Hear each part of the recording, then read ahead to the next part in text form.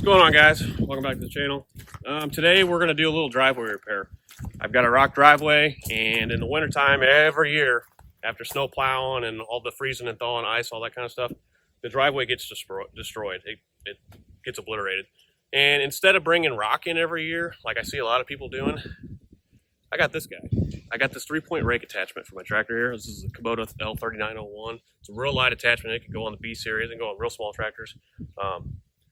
It works absolutely perfect for bringing back life to a driveway that you would think needed more rock, right? So here's the deal. I'm not going to take blame for it, but the wives like to drive fast down the driveways, right? Because they're always in a hurry. They got the kids. They got something going on.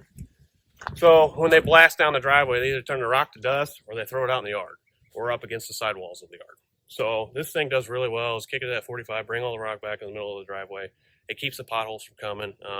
It helps keep that crown in the middle to keep the water off. So if you're in the business of property maintenance and you deal with a lot of rock driveways, this is an absolute must-have tool for cleaning them rock driveways up. Other thing it's good for that I've kind of noticed over the years, if you do snow removal and you know how you pile snow up and it gets some rock in it every now and then on these rock driveways, when you pile it up, sometimes you accidentally got it in an area where when it melted, it's in the grass, right? No more hand raking. You just put this thing down on there. I like to do it when it's still a little the ground's a little froze out. You put that on there and you can pull it right back and you don't even touch the grass. You might get a couple blades here and there, but it won't rip it up. That is the plus side of this thing for rock. I also found when I do clearing jobs, so, you know, say somebody wants, I don't know, they want that all cleared out, clear it all out. This thing works really well to go back and to dress it, say they want to plant grass. It does really well at dressing it for planting grass. It does really well. It'll get all those little sticks and stuff that you usually got to walk around and pick up with that so you don't get a bunch of dirt. This thing works really well for just pulling that stuff out. And then it leaves a really nice texture to get grass seed in there. So let's get to it. We'll go look at the driveway. I'll show you what we're going to fix here, and then we'll throw a camera on here, and you guys will watch me work.